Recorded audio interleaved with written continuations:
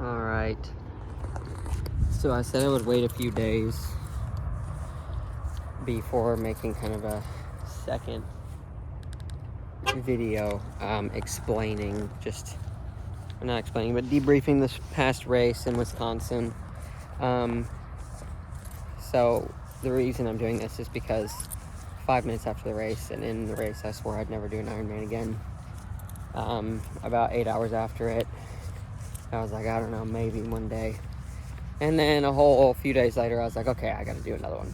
Now, I don't know if I'll do one next year, to be honest. Probably not, because it's Ironman World Championship year, and I'm going to the World Champs in New Zealand.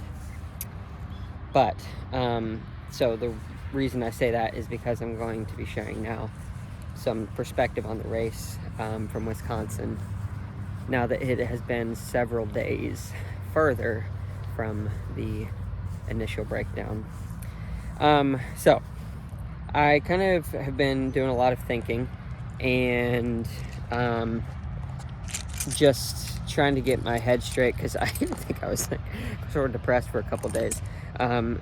Just not necessarily only because of that. I had some other stuff going on in life too, but was thinking like, yeah, I don't know how to fix this problem, and it was really depressing. And the problem I'm referring to is this thing that I keep cramping on a lot of races. Actually, most races I cramp in my gut always after the bike, and I don't know what exactly it's been from, but I always thought it was nutrition. At first I was like, oh, I'm over fueling, and then I went kind of the other direction, and then that didn't help as much. And then in Ohio, I thought I was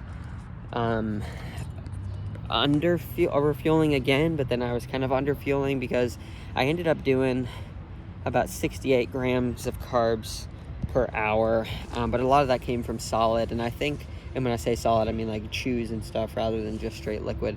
Anyway, here's what I'm doing. This is my plan. I remember back a couple of years ago when I started this, or actually it was about a year ago, I started going toward an all liquid base, and I think that worked pretty good for me from what I can remember. The cramps weren't there as much. So I'm going back to that. But more specifically, I'm going to start mixing my own nutrition.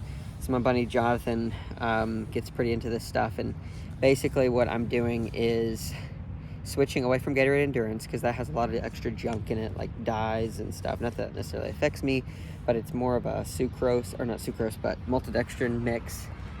Which basically means that the fructose and glucose are a longer chained molecule and can be a little bit harder to absorb, basically. So we're going for these, what are they called? Monoglycerides? Don't quote me. I'm trying to learn the science, but I'm going to be mixing my own 2-to-1 glucose to fructose, and then adding in some of this Redmond Life or Redmond Light salt, basically mix flavoring, where it's got some chloride, a little bit of vitamins in there, but mostly it's just salt and chloride and stuff. And I did a sweat test from Levelin that gave me my sweat rate for a longer bike and run, and it gave me my concentration of chloride for what I'm putting out, as well as the sodium. So I'm going to basically customize my nutrition around an average of my sweat testing. So what the sweat tests can vary, obviously, based on temperature and humidity, length of duration, prior diet and stuff like that, but it gives you kind of a ballpark, plus or minus. I think of 10 to 15% is probably where I'm going to land in the middle of these averages. I have been undersalting.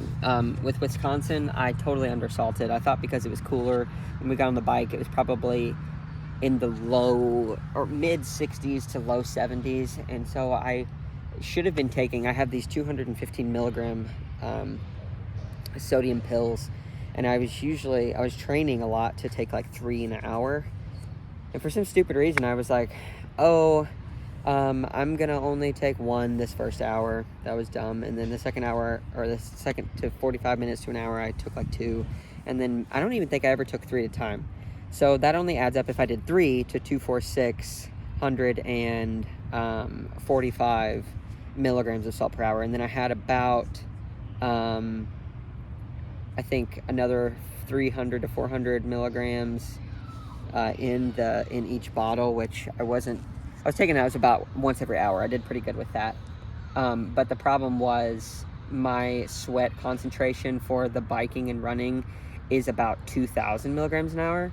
And I need to do a little bit more research to see what percentage of that I need to replenish, because same with calories, with what you're burning. I burned over Wisconsin probably close to 8,000 calories, and you can't replace 8,000 calories over 10 hours of racing. That's just not possible. Usually you aim for something, I think it's like 30%. I also need to do research on that.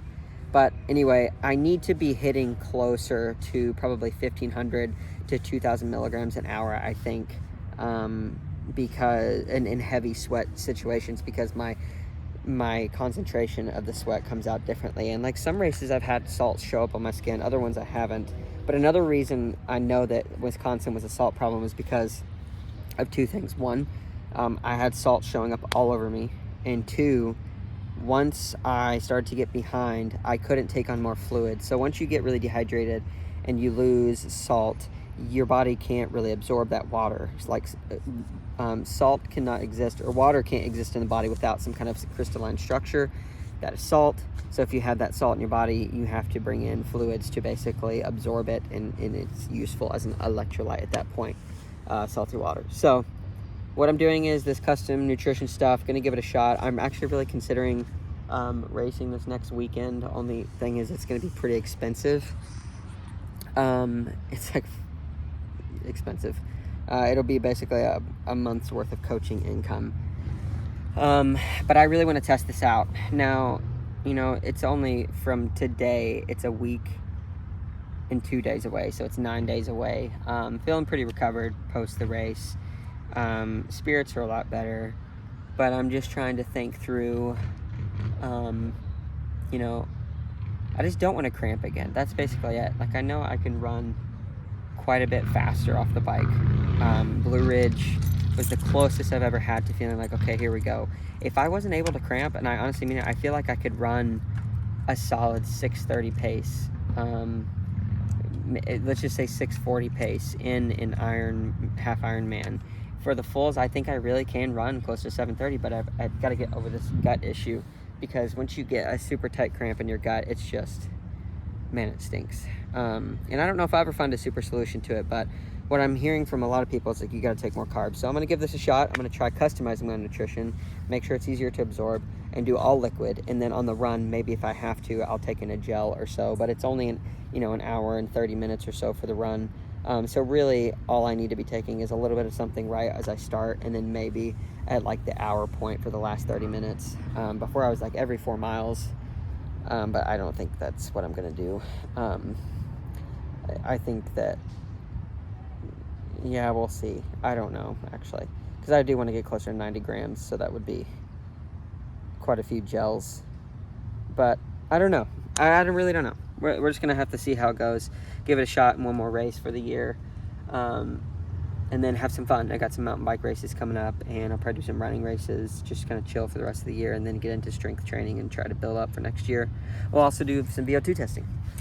So yeah, this is kind of the second update. I'm feeling a lot better, positive spirits.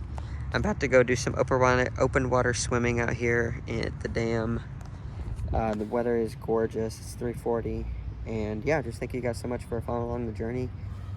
If you have any education out there and you hear some of the information I'm sharing and you're like, that's not right, here's my take on it, let me know.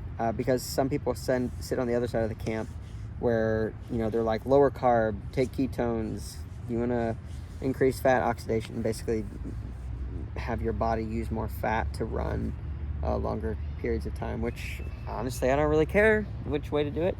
I just want it to work. So yeah, thank you guys so much for checking it in. We'll catch you on the next one, and see you later.